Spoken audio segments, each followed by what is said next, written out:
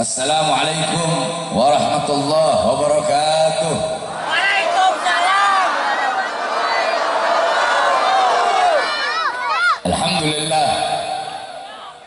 Alhamdulillahil ahad. Wassalatu wassalam ala man fis sama' ismuhu Ahmad wa fil ard ismuhu Muhammad wa ala alihi wa sahbihi amma ba'd. Yang saya cintai, yang saya muliakan, para alim ulama, para habaib, para masyayikh, para kiai, para asatid, para tokoh masyarakat, para aparat pemerintah, wabil khusus panitia peringatan Maulid Nabi besar Muhammad sallallahu alaihi wasallam, Al-Habib Abdurrahman Al-Jufri beserta para habaib yang lain, tamu kita dari Palestina Syekh Mahmud wa Syekh As-Sama beserta seluruh para alim-alim ulama yang lain beserta seluruh sekalian jamaah hadirin hadirat kaum muslimin muslimat selalu dimuliakan oleh Allah Subhanahu wa taala. Alhamdulillah, segala puji dan syukur kehadirat Allah Subhanahu wa taala yang dimana pada malam hari yang mulia ini Allah Subhanahu wa taala mengumpulkan kita semua di tempat yang penuh dengan kemuliaan, tempat turunnya rahmat, tempat turunnya berkah, tempat turunnya hidayah, tempat turunnya inayah. Ini tempat menjadi tempat yang mulia. Hamba-hamba yang duduk di dalamnya menjadi hamba-hamba yang dimuliakan oleh Yang Maha Mulia. Kenapa? Karena duduknya kita di majelis ini memuliakan, mengagungkan daripada maulid keagungan baginda Nabi besar Muhammad sallallahu alaihi wasallam. Saudara-saudara sekalian yang dimuliakan oleh Allah Subhanahu wa taala, di dalam kitab Khawashi Syarwani ala Tuhfatil Muhtaj, kitab Hawashi Syarwani ala Tuhfatil Muhtaj adalah hasyiah daripada kitab Tuhfatul Muhtaj Al-Imam Ibnu Hajar Al-Haytami. Kitab Tuhfatul Muhtaj Al-Imam Ibnu Hajar Al-Haytami adalah syarah daripada kitab Minhaj Al-Imam An-Nawawi. Di situ dijelaskan bahwasanya qala muallif inna afdhalal layali huwa lailatul maulidis syarif thumma lailatul qadar thumma lailatul qadar thumma lailatul jum'ah. Bahwasanya malam yang paling mulia, malam yang paling utama, malam yang paling agung dari seluruh malam yang ada adalah malam kelahiran baginda Nabi besar Muhammad. Setelah malam kelahiran Nabi baru malam Lailatul Qadar. Setelah malam Lailatul Qadar baru malam Jumat. Pertanyaannya, kenapa malam kelahiran Nabi, kenapa malam Maulid lebih utama, lebih mulia, lebih agung daripada Lailatul Qadar? Padahal Lailatul Qadar adalah malam yang lebih utama daripada 1000 bulan. Malam turunnya Al-Quran, malam turunnya Ruh yaitu Jibril, malam turunnya para malaikat. Tapi kenapa malam kelahiran Nabi, malam Maulid Nabi lebih utama, lebih mulia dan lebih agung daripada malam Lailatul Qadar? Al-Imam Al-Qastallani beliau menjawab, malam kelahiran Nabi lebih mulia, lebih utama daripada Lailatul Qadar karena 3 sebab. Karena 3 perkara. Yang pertama, malam Lailatul Qadar adalah malam turunnya malaikat, malam adanya malaikat di muka bumi, malam turunnya malaikat di muka bumi. Sedangkan malam kelahiran Nabi adalah malam adanya, malam lahirnya, malam turunnya baginda Nabi besar Muhammad di muka bumi Allah. Mana yang lebih mulia, adanya malaikat di muka bumi atau adanya Nabi Muhammad di muka bumi? Sudah tentu adanya Nabi, lahirnya Nabi di muka bumi lebih utama daripada adanya malaikat di muka buminya Allah Subhanahu wa taala. Yang kedua, malam Lailatul Qadar adalah anugerah Allah untuk Nabi Muhammad. Anugerah Allah untuk Nabi Muhammad. Sedangkan malam Maulid, malam kelahiran Nabi adalah malam lahirnya seseorang yang diberi anugerah tersebut. Berarti kalau bukan karena maulidnya Nabi, kalau bukan karena lahirnya Nabi, tidak akan ada Lailatul Qadar. Bahkan sampai-sampai saudara-saudara dikatakan bahwasanya kalau bukan karena maulid, kalau bukan karena lahirnya Nabi, tidak akan ada hari-hari yang mulia dalam Islam. Tidak ada hari-hari yang agung dalam Islam. kalau bukan karena kelahirannya Nabi, kalau bukan karena lahirnya Nabi, tidak akan ada Lailatul Qadar, tidak akan ada nuzulul Quran, tidak akan ada Idul Fitri, tidak akan ada Idul Adha, tidak akan ada Fathul Makkah, tidak akan ada kemenangan perang Badar, tidak akan ada hari-hari jaya Islam, hari-hari kemuliaan Islam, kalau bukan itu semua diawali daripada maulid atau kelahiran baginda Nabi besar Muhammad sallallahu alaihi wasallam. Kemudian yang ketiga, Lailatul Qadar itu adalah rahmat Allah untuk Nabi Muhammad saja, bukan untuk yang lain, tapi rahmat Allah untuk umat Nabi Muhammad. Sedangkan lahirnya Nabi, adanya Nabi itu bukan hanya rahmat Allah untuk umat Nabi Muhammad saja, tapi rahmat Allah bagi seluruh alam semesta. Sebagaimana Allah firmankan dalam Al-Quran, bahwasanya wa ma arsalnaka illa rahmatan lil alamin, tidak aku utus engkau wahai Muhammad kecuali engkau rahmat bagi seluruh alam semesta. Lailatul Qadar rahmat Allah hanya untuk umat Nabi Muhammad saja, sedangkan maulid lahirnya Nabi, adanya Nabi itu rahmat Allah bagi seluruh alam semesta. Maka wajib bagi kita untuk bersyukur dengan adanya Nabi Muhammad, dengan lahirnya Nabi Muhammad, sang cahaya alam semesta. Al-Imam Busiri radhiyallahu an dalam qasidah Muhammadiyahnya, beliau berkata, Muhammadun syukruhu fardun alal umami. Muhammad bersyukur dengan adanya beliau, bersyukur dengan lahirnya beliau, wajib bagi setiap umat untuk bersyukur dengan adanya baginda Nabi besar Muhammad sallallahu alaihi wasallam. Saudara-saudara, kita duduk di ini majelis untuk bergembira dengan lahirnya Nabi Muhammad. Kita duduk di ini majelis bergembira dengan maulid Nabi, bergembira dengan adanya Nabi, bergembira dengan lahirnya Nabi. Siapa yang memerintahkan kita? Apa dalilnya? Siapa yang memerintahkan kita bergembira dengan adanya Nabi Muhammad? Yang memerintahkan bukan ustaz, bukan kiai, bukan para habaib, bukan para a'immatul arba, bukan Imam Hanafi, bukan Imam Hambali, bukan Imam Maliki, bukan Imam Syafi'i, bukan para tabi'in, bukan para tabi'in, bukan para sahabat, bukan pula Nabi Muhammad, bukan para nabi, bukan para rasul, tapi yang memerintahkan kita bergembira dengan adanya Nabi Muhammad adalah Allah Subhanahu wa taala. Dalam Al-Qur'an Allah berfirman, "Qul bi fadlillah wa bi rahmati fabidzalika falyafrahu." Katakanlah, dengan karunia Allah dan rahmat Allah, maka dengan karunia dan rahmat tersebut falyafrahu, bergembiralah, berbahagialah dengan adanya karunia dan rahmat Allah Subhanahu wa taala. Apa karunia Allah? Karunia Allah adalah Al-Quran, karunia Allah adalah ilmu, karunia Allah adalah Islam, karunia Allah adalah iman. Terus apa rahmat Allah? Dalam ayat yang lain Allah berfirman, "Wa ma arsalnaka illa rahmatan lil alamin." Rahmat Allah yang terbesar, rahmat Allah yang paling agung adalah baginda Nabi besar Muhammad sallallahu alaihi wasallam. Maka dengan adanya Al-Qur'an, dengan adanya ilmu, dan dengan adanya Nabi Muhammad, falyafrahu, maka bergembiralah, berbahagialah dengan adanya baginda Nabi besar Muhammad sallallahu alaihi wasallam. Maka kita duduk di sini untuk bergembira dengan kelahiran Nabi. Kita duduk di sini memuliakan, mengagungkan hari kelahiran baginda Nabi besar Muhammad sallallahu alaihi wasallam. Saudara-saudara, yang pertama kali mengagungkan, yang pertama kali memuliakan kelahiran Nabi Muhammad sallallahu alaihi wasallam bukan ustaz, bukan para ustaz, bukan para kiai, bukan para ulama, bukan para habaib, bukan para a'immah, bukan para musannifin, bukan para asfiya, bukan para tabi'in, bukan para tabi'in, bukan para sahabat, bukan Nabi Muhammad, bukan para nabi, bukan para rasul, tetapi yang pertama kali memuliakan dan mengagungkan hari kelahiran baginda Nabi besar Muhammad adalah Allah Subhanahu wa taala. Sebagaimana diceritakan, wulida sallallahu alaihi wasallam yaum al-itsnin min syahr Rabiul Awwal amal fil. Nabi Muhammad sallallahu alaihi wasallam beliau lahir pada hari Senin tanggal 12 Rabiul Awwal tahun gajah. Ketika beliau lahir, Raja Habasyah mengutus pasukan gajah untuk menghancurkan Ka'bah, lihadmil Ka'bah, untuk menghancurkan Ka'bah. Ketika mereka datang, Allah Subhanahu wa taala memerintahkan burung ababil yang bawa batu di neraka Sijil. Allah hancurkan mereka, Allah leburkan mereka. Allah setiap satu ekor burung membawa 3 buah batu, 1 batu di mulutnya, 2 batu di kakinya. Mereka lempar itu batu, jatuh di atas kepala tentara gajah, tembus sampai ke kaki.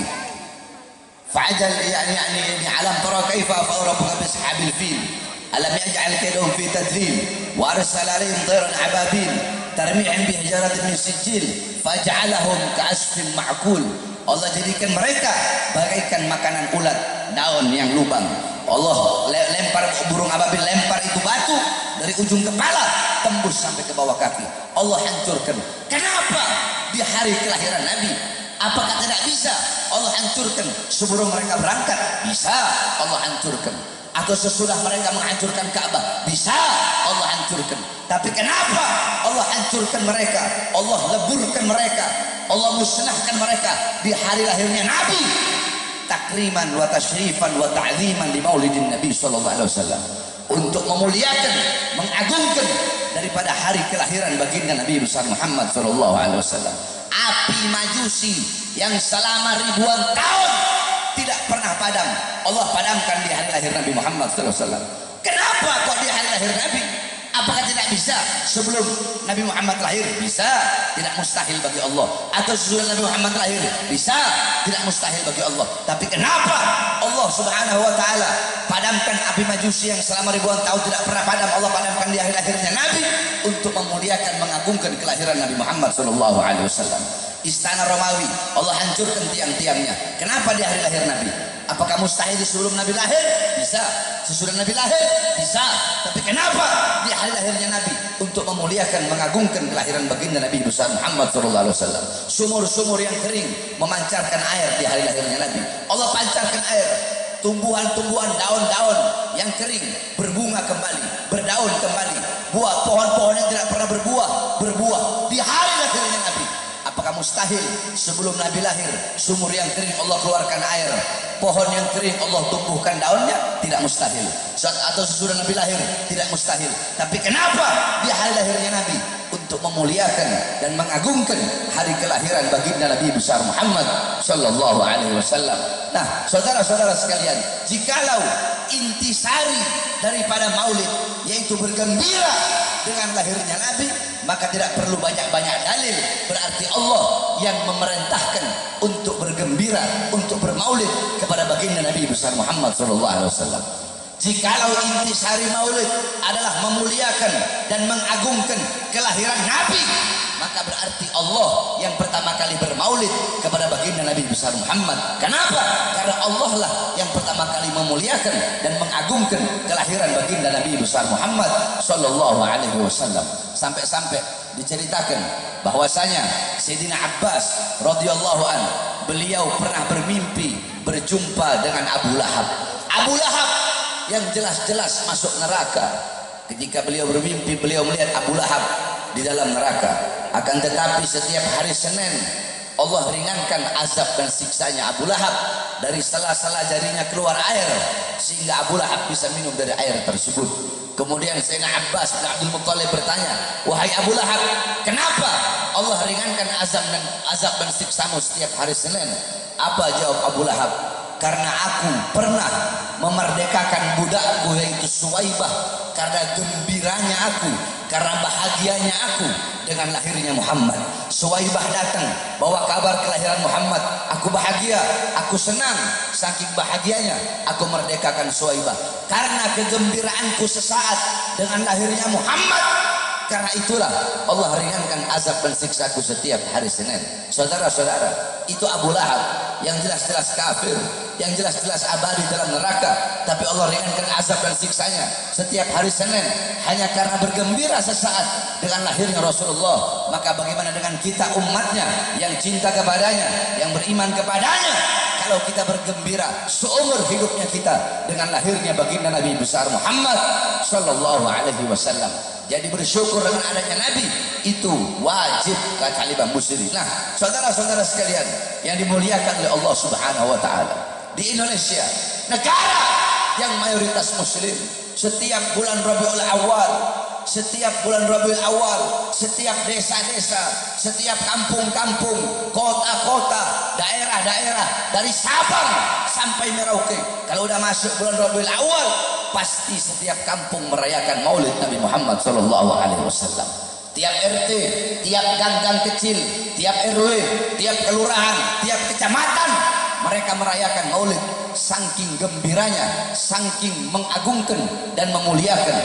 Kita orang Indonesia, tidak ada negara di muka bumi ini yang lebih banyak membuat acara maulid Nabi Muhammad seperti di negara kita, negara kesatuan Republik Indonesia.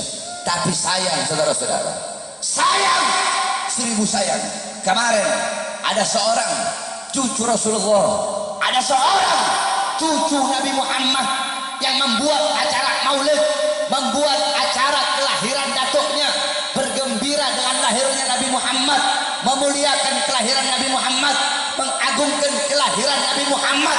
Tetapi beliau dipenjara, beliau ditangkap karena acara maulid Nabi Muhammad. Siapa beliau? Beliau Al-Habib Rizik bin Husain bin Syihab. Saya tanya, apakah pantas seseorang ditangkap, ditahan, dipenjara, dipakaikan baju tahanan, diborgol tangannya, pakaikan koruptor, pakaikan penjahat, pakaikan bandar narkoba, padahal beliau membuat acara maulid? Pantas atau tidak? Pantas atau tidak? Pantas atau tidak? Mereka yang melakukan itu biadab apa tidak? Biadab apa tidak? Kurang ajar apa tidak? Orang merayakan maulid Nabi Muhammad, merayakan maulid Nabi, bikin acara maulid Nabi, dipenjara, ditahan, ditangkap. Sedangkan orang berbondong-bondong pergi ke mal-mal milik asing tidak ditangkap. Berapa banyak orang-orang yang membuat acara-acara party, acara-acara disco tidak ditangkap, tidak ditahan. Habib Rizik bikin acara maulid Nabi Muhammad sallallahu alaihi wasallam, ditahan, dipenjara, diperlakukan seperti binatang. 6 pengawal beliau ditembak mati. Kurang ajar, biadab.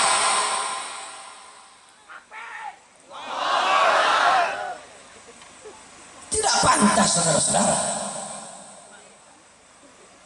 Ini kezaliman yang nyata, betul? Kezaliman yang nyata, betul? Orang bikin maulid kok dipenjara. Semenjak kapan kok udah jadi kayak Wahabi nih orang-orang ini? Orang bikin maulid Nabi Muhammad dipenjara, ditahan. Oke lah kalau saya kemarin masuk ke keluar penjara 2 hari, masuk lagi ditahan, gak ada masalah. Karena saya ceramah bela rakyat, bela bangsa, bela rakyat yang di lockdown, bela rakyat yang dikurung. Dikatakan ceramah saya provokasi, ceramah saya meresahkan masyarakat. Saya tanya, mungkin kalian pernah dengar ceramah saya yang ketika saya baru bebas? Saya tanya, jawab yang keras. Ceramah saya, kalian semua, kita semua di sini, kalian masyarakat, meresahkan apa tidak? Meresahkan apa tidak? Nah, kalau masyarakat tidak merasa resah, berarti pemerintah yang merasa resah, betul? Betul? Oleh karenanya saudara-saudara sekalian yang dimuliakan oleh Allah Subhanahu wa taala, bangkit, bangkit sudah. Cukup selama ini kita tertidur. Saudara-saudara, kita tidak melawan pemerintah, betul? Kita diajarkan ahlus sunnah wal jamaah, akidah Asy'ari, mazhab Syafi'i. Kita diajarkan tidak boleh melawan atau menjatuhkan pemerintah yang sah. Tidak boleh, haram. Tapi wajib apabila pemerintah berbuat zalim, pemerintahnya tidak adil, kita lawan kezalimannya, kita lawan ketidakadilannya, kita lawan kemungkarannya. Jangan kita biarkan, tidak boleh kita biarkan pemerintah yang semena-mena kepada rakyat, pemerintah yang hidup kenyang di saat rakyat kelaparan, pemerintah di saat sedang corona, banyak menteri-menteri yang semakin kaya, hartanya bertambah, mereka mengambil harta mereka semakin kaya, mobil mereka, rumah mereka, harta mereka semakin kaya, senang di atas penderitaan rakyatnya, padahal mereka diangkat oleh rakyat, mereka diangkat oleh rakyat, terus mereka mau semena-mena kepada rakyat. Rakyat tidak boleh. Rakyat wajib melawan kezaliman mereka, wajib melawan ketidakadilan mereka sampai titik darah penghabisan. Kita tidak melawan pemerintahnya, yang kita lawan kezalimannya, yang kita lawan ketidakadilannya, yang kita lawan kebungkarannya. Betul? Saya tanya, siap lawan kezaliman? Siap lawan kezaliman? Siap lawan ketidakadilan? Siap lawan kebungkaran? Siap? Nanti di penjara. Di penjara. Siap? Di penjara. Ditembak. Ditembak. Siap? Diracun. Dibunuh. Siap? Maju atau mundur? Maju atau mundur? Maju atau mundur? Siap hancur? Siap binasa? Siap mati? Allahu Akbar. Allahu Akbar. Allahu Akbar.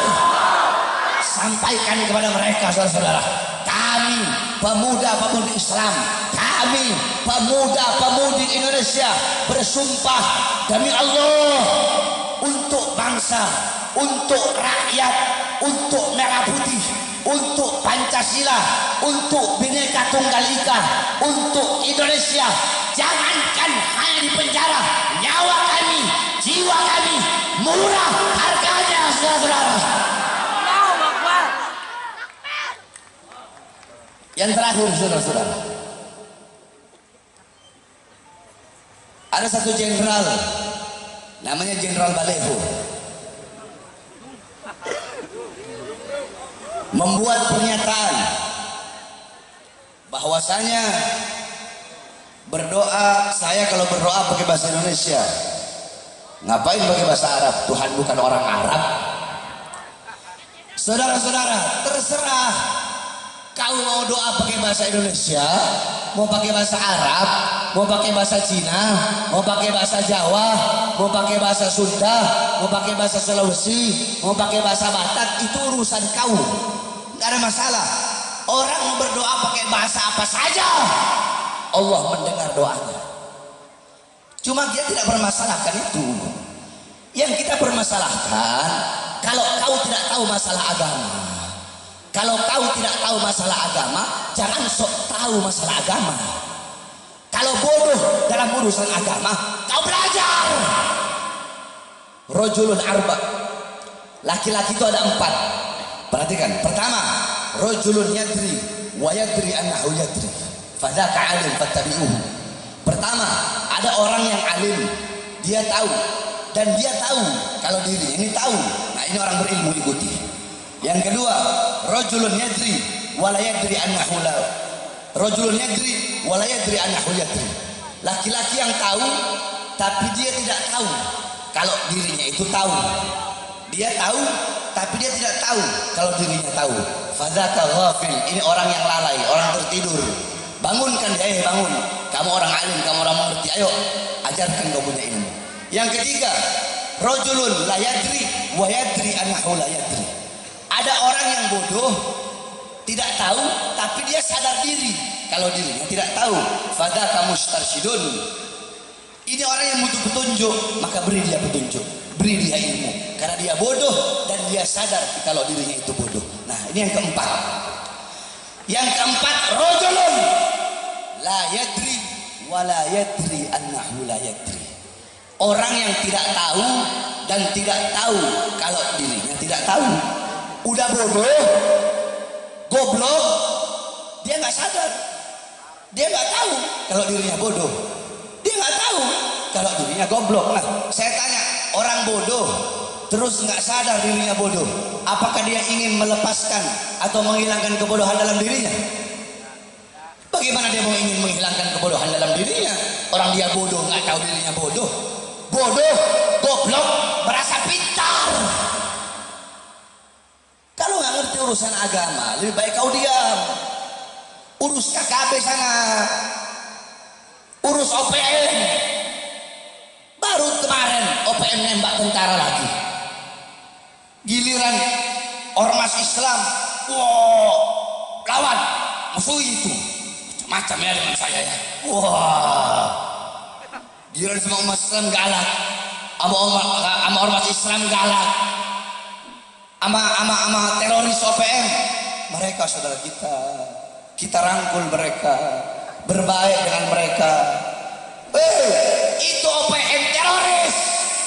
Siapapun mereka, apapun sukunya, apapun agamanya, kalau mereka ingin berlepas diri, ingin memberontak dari negara kesatuan Republik Indonesia, maka mereka adalah teroris. Mereka wajib kita perangi, bukan untuk dirangkul, saudara-saudara. OPM dirangkul, ormas Islam dimusuhi. Ngomong Tuhan itu, saya berdoa kalau doa pakai bahasa Indonesia, karena Tuhan itu bukan orang Arab. Kita nggak permasalahkan kau mau doa pakai bahasa apa, urusan kau. Tapi ingat, jangan kau bawa-bawa Tuhan, jangan kau bawa-bawa Allah. Terserah kau mau bawa Arab, nggak ada masalah. Kau bilang Tuhan bukan orang Arab, berarti engkau telah mensifati Tuhan sama seperti makhluk. Orang, tahu bahasa orang? Orang, makhluk, yakni ra'a bi'alatil ain, sami'a bi'alatil udhun, takallam bi'alatil lisan. Orang, makhluk yang melihat dengan alat mata, mendengar dengan alat telinga, berbicara dengan alat lidah, menyentuh, memegang dengan alat tangan. Zaka bi'alatil qalb, merasa dengan alat hati. Itu namanya orang. Nah, kalau dia ngomong seperti itu, Tuhan bukan orang Arab, berarti dia nggak belajar tauhid. Sifat wajib bagi Allah apa? Laisa kamitslihi. Yang keras, laisa kamitslihi syai'un. Allah itu tidak sama, tidak serupa dengan sesuatu apapun. Nah, kalau dia berbicara seperti itu namanya tasbih, itu namanya tamtsil, mensifati Allah, menyamakan Allah dengan makhluk. Gak boleh. Makanya ada dalam kitab Sulamut Taufik itu. Kitab Sulamut Taufik, kitab tipis, kitab untuk pemula-pemula itu. Di situ dikatakan riddah itu ada 3, murtad itu ada 3. Ada riddah i'tikadiyah, ada riddah fi'liyah, ada riddah qauliyah. Ada murtad keyakinan, ada murtad perbuatan, ada murtad perkataan. Contohnya, saya nggak bahas yang lain. Murtad perkataan, contoh sembarangan nuduh orang kafir. Nah, ini bahaya. Orang muslim dibilang, oh kamu kafir, kamu kafir, kamu kafir, kamu kafir, kamu kafir. Padahal ini orang Islam, tapi asal-asal main nuduh kafir, asal-asal mengkafirkan orang, bahaya. Ini orang tadi ucapan kafirnya bisa berbalik kepada dia. Itu riddah qauliyah. Nah, riddah qauliyah juga termasuk istihza, menghina simbol-simbol Islam, Nabi Muhammad, Al-Quran, melecehkan Asmaul Husna, atau mensifati Allah dengan sifat-sifat makhluk, menyamakan Allah dengan makhluk, baik itu berupa lisan, mau sengaja atau tidak sengaja. Itu namanya riddah qauliyah. Jadi kau hati-hati. Kalau kau nak ngerti agama, jangan sok tahu dalam urusan itu. Allah itu berbeda dengan makhluk ciptaannya. Cukup kalau emang kau tidak suka dengan Arab, cukup kau bilang, saya kalau berdoa itu pakai bahasa Indonesia, nggak pakai bahasa Arab. Toh Allah Maha mendengar. Cukup kau bilang begitu. Tidak usah kau bilang Allah itu bukan orang Arab. Orang itu yakni jisim, mujassimah. Jadi yakni kamu anggap Allah itu punya jasad, punya mata, punya tangan, punya telinga, punya kaki. Karena kau bilang orang, ini bodoh, goblok, sok pintar dalam urusan agama. Kau urus, kau punya urusan. Kan ada wali yang dekat sama kau itu, Habib yang dekat sama kau, Husain Ba'agil namanya. Kenapa kok dia tidak tegur? Kenapa tidak minta nasihat dulu? Jangan sok-sokan kalau ngomong. Kau benci Arab, nggak apa-apa kau benci Arab. Dudung Abdurrahman, nama Arab. Tidak apa-apa kau benci Arab. Ada satu hadis dalam kitab Sunan At-Tirmidzi dijelaskan, yakni an Salman qala sami'tu Rasulullah sallallahu alaihi wasallam. Dari Salman radhiyallahu anhu, beliau berkata bahwasanya beliau mendengar Rasulullah SAW bersabda, ya Salman, abghadani wahai Salman, kau marah apa? Kau benci kepada aku ya Salman? Kau benci kepada aku? Kalau kau benci kepada aku, maka sungguh kau telah keluar dari agamamu. Kalau kau benci kepada aku, sungguh engkau telah keluar dari agamamu. Faqala kaifa abghaduka ya Rasulullah wa bika ahdanallah. Bagaimana mungkin aku membencimu ya Rasulullah, sedangkan sebab engkau kami semua diberikan hidayah oleh Allah Subhanahu wa taala. Faqala, maka Rasulullah berkata, abghadul Arab fa abghadani. Siapa orang yang membenci Arab, maka dia membenciku, kata Rasulullah SAW. Kau artikan aja sendiri. Kata Rasulullah, Salman, kau membenciku, kau keluar dari agamamu. Nah, siapa orang-orang yang membenciku? Orang-orang yang membenci Arab, mereka orang-orang yang membenciku, kata Rasulullah. Membenci Rasul berarti keluar dari agama, kata Rasulullah SAW. Dalam hadis yang lain Rasul berkata, uhibbul Arab li thalathin, li'anni Arabi wal Quran Arabi wa kalam ahlul jannah Arabi. Cintailah Arab karena 3 perkara, kata Rasulullah. Li'anni Arabi, karena aku adalah orang Arab. Aku orang Arab, kata Rasulullah. Fal Quran Arabi, Al-Quran bahasa Arab. Wa kalamu ahlul jannah Arabi, dan perkataan ahli surga itu bahasa Arab. Di surga itu pakai bahasa Arab, bukan pakai bahasa lain. Al-Quran bahasa Arab, Nabi Muhammad orang Arab. Kalau tidak ada ulama-ulama dari Arab datang ke Indonesia, maka kita masih nyembah pohon, saudara-saudara. Kalau tidak ada para ulama, para habaib, para masyayikh yang datang dari Arab ke Indonesia, si Dudung masih nyembah pohon. Makanya udah, kalau nggak ngerti masalah agama, udah jangan sana perangi KKB sana. Perangi OPM, betul. Perangi OPM, betul. Saudara-saudara, tentara, polisi, pemerintah, siapa ibu kandung mereka? Ibu kandung mereka adalah rakyat, betul.